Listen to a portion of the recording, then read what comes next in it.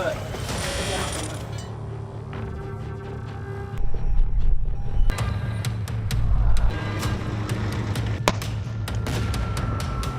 वालेकुम, मेरा नाम लाइबा ज़फ़र और आप लोग मेरा यूट्यूब चैनल देख रहे हैं। हमास और इसराइल के बीच में जो जंग है वो अपने 12वें रोज़ में दाखिल हो चुकी है और सूरत हाल बद से बदतरीन होती जा रही है। पर कोई ऐसा जर्नलिस्ट नहीं है जो वहाँ पर कवरेज करे गज़ा में जाकर। तो ग्राउंड रियलिटीज़ वहाँ के लोगों से उनके ही फुटेजेस और मोबाइल के ज़रिए ही मिल रही है। और कल रात जो इसराइल ने गज़ा के हॉस्पिटल पे अटैक किया जिसके नतीजे में 500 लोग शहीद हो गए, जिसमें बच्चे शामिल थे, डॉक्टर शामिल थे और पेशेंट्स शामिल थे। और उसके अलावा बहुत सारे लोगों ने पनाह ली भी थी अस्पतालों में। और अब तक 6 बॉम्ब फेंक चुका है इसराइल, अस्पतालों पर अटैक कर चुका है। इसके अलावा अगर टोटल डेथ टोल की बात की जाए तो 3800 अब तक लोग इन हमलों में उनकी शहादत हो चुकी है, और जबकि 11,000 लोग अभी भी वहाँ पर ज़ख्मी हैं, जबकि अस्पताल की कोई सिचुएशन नहीं है। डेड बॉडीज़ को भी वो आइसक्रीम के जो वैन्स होते हैं उनमें रख रहे हैं और कोई दफनाने की भी जगह नहीं है। और अपनी मदद आपके तहत वो कुछ ना कुछ कर रहे हैं और कोई ह्यूमैनिटेरियन एड इसराइल जो है वो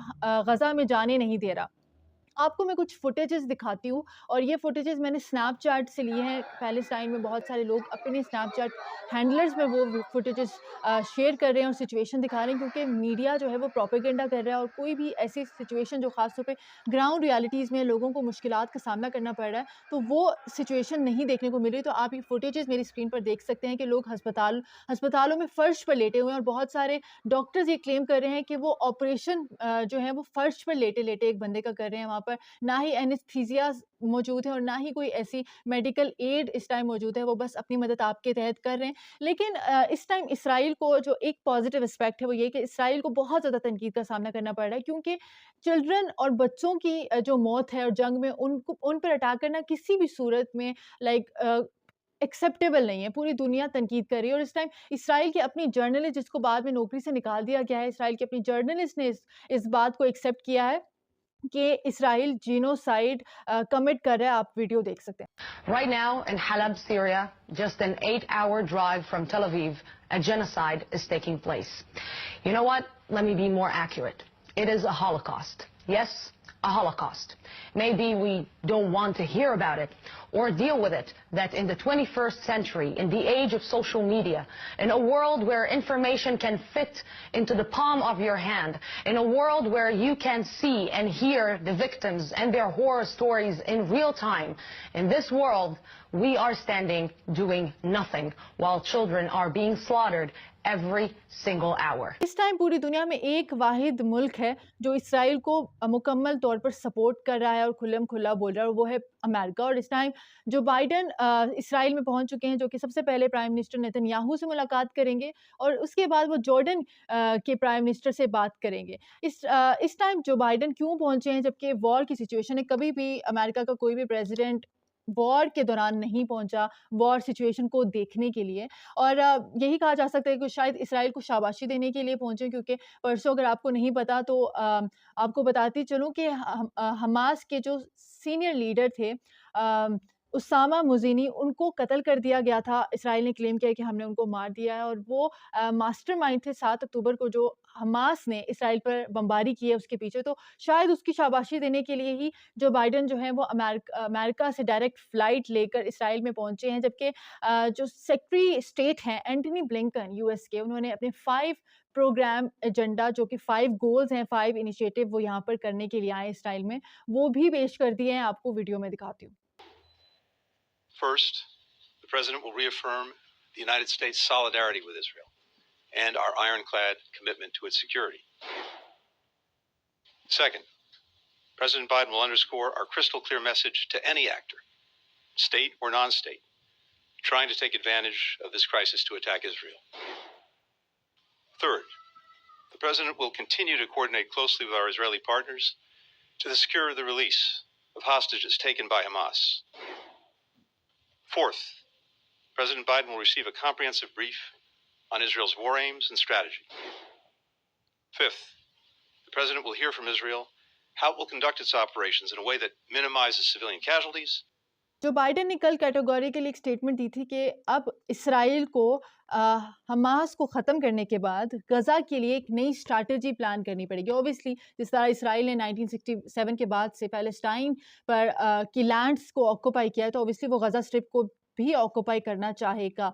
इस टाइम इसराइल की सिचुएशन भी बहुत ज़्यादा अजीब है। कोई भी कंट्री जब भी वॉर में आता है तो उसके रिप्रिकॉशंस, उसके कॉन्सिक्वेंसेस उसको फेस करने पड़ते हैं। बिज़नेस की सूरत हाल बहुत ज़्यादा अजीब है। लोग और बहुत बड़ी कंपनीज़ जो इंटरनेशनल कंपनीज़ हैं वो इसराइल से जा रही हैं, क्योंकि ऑब्वियसली इसराइल पर भी हमास अटैक कर रहा है और लोग वहाँ पर भी अपने आप को महफूज नहीं समझ रहे, तो बहुत सारी कंपनीज़ जो हैं वो इसराइल को छोड़कर जा रही हैं। इसके अलावा इसराइल की करेंसी जो है वो भी डाउनफॉल हो गई है और इसराइल के प्राइम मिनिस्टर को उनकी ही कैबिनेट बहुत ज़्यादा तनकीद का निशाना बना रही है। तो इसराइल को ये भी चीज़ें फेस करनी पड़ी है, लेकिन इसराइल जो है वो बज़िद है कि वो हमास को ख़त्म करके ही बैठेगा और उसने ग्राउंड रेडिंग जो है पिछले 1 हफ्ते से स्टार्ट की हुई है और आपको पता है कि लोगों को इवैक्यूएट करने के लिए बोला था और जहाँ जो रास्ता दिया था इवैक्यूएट करने का, वहीं पर इसराइल ने अटैक कर दिया। तो बहुत ज़्यादा लोग अब घबरा गए हैं ऑब्वियसली गज़ा के, और हमास के जो सुप्रीम लीडर हैं उन्होंने बोला है कि गज़ा में रहने वाले लोग नॉर्दर्न के ख़ास तौर पे वो साउदर्न साइड पे बिल्कुल ना आएँ, क्योंकि ये एक ट्रैप हो सकता है इसराइल।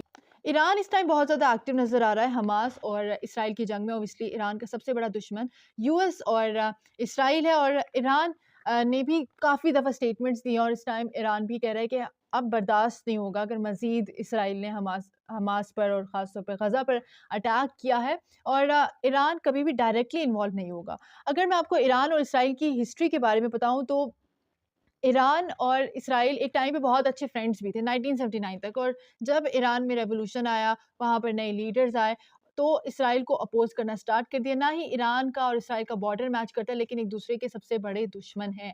इस टाइम अगर बात की जाए वॉर की, तो ईरान कभी भी डायरेक्टली इन्वॉल्व नहीं होगा, क्योंकि अगर ईरान इन्वॉल्व हो गया तो यूएस भी फिर इन्वॉल्व होगा। ऑब्वियसली यूएस यही चाहता है, और ईरान की जो इस टाइम जीडीपी है वो 47% है और इस टाइम अनएम्प्लॉयमेंट जो है ईरान में वो 7% है। इसके अलावा बहुत ज़्यादा वेस्टर्न सैंक्शंस भी ईरान फेस कर रहा है, तो ईरान कभी भी डायरेक्टली वॉर को अफोर्ड नहीं कर सकेगा। लेकिन इस टाइम एक बड़ी इंटरेस्टिंग इन्फॉर्मेशन है जो मैं आपको देना चाहती हूँ कि ईरान की प्रॉक्सीज़ बहुत ज़्यादा इस वक़्त मौजूद हैं, डिफरेंट मुल्कों में। उनको ईरान एक्टिव कर सकते हैं, ऑलरेडी ईरान उनको वैसे भी पहले फंड करता है। तो अगर ईरान की प्रॉक्सीज़ के बारे में बात की जाए, तो इराक में बदर ऑर्गनाइज़ेशन है जिसको ईरान फुली फंडेड करता है। यमन में हूथ ऑर्गनाइज़ेशन है जिसको ईरान ऑब्वियसली प्रॉक्सी है ईरान की और वो उसको फंड कर रहा है। लीवा फ़तेह म्यूनी ये ऑर्गेनाइज़ेशन है, सीरिया में ईरान की एक्टिव है, जो कि यूएस के इन्वेजन को भी अपोज़ कर रही थी और इसके खिलाफ अटैक करती है, और ऑब्वियसली हमास को भी ईरान सपोर्ट करता है कहीं न कहीं।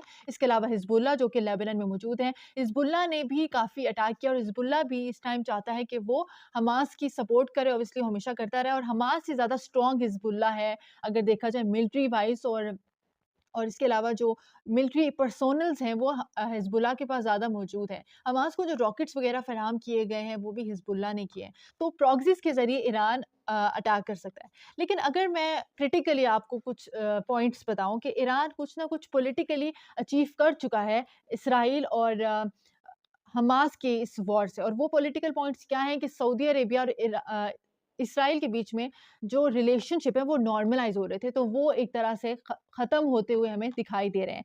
दूसरी तरफ अगर बात की जाए इसराइल के इंटेलिजेंस, जिसको कहा जाता था वर्ल्ड्स नंबर 1 इंटेलिजेंस है, वो एक्सपोज़ हो चुकी है, क्योंकि हमास ने डायरेक्ट इसराइल के इंटेलिजेंस ऑफ़िसर्स पर अटैक किया है। तो इसका मतलब है कि हमास को उनके इंटेलिजेंस की रसाई कहीं न कहीं मिल रही थी, तभी हमास ने इस तरह अपना ऑपरेशन लॉन्च किया।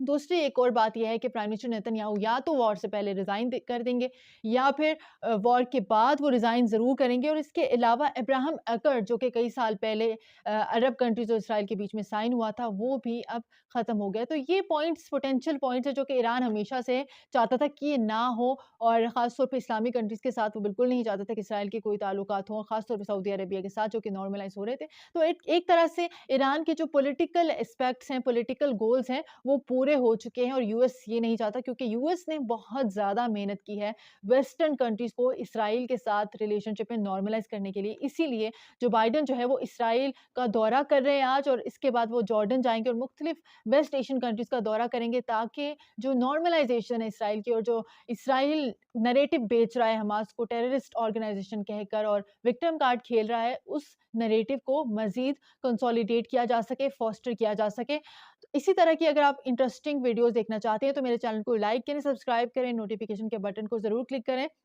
और गज़ा से रिलेटेड अगर आप मज़ीद इन्फॉर्मेशन शेयर करना भी चाहते हैं, कुछ बताना चाहते हैं, तो आप मुझे कमेंट्स में ज़रूर बता सकते हैं।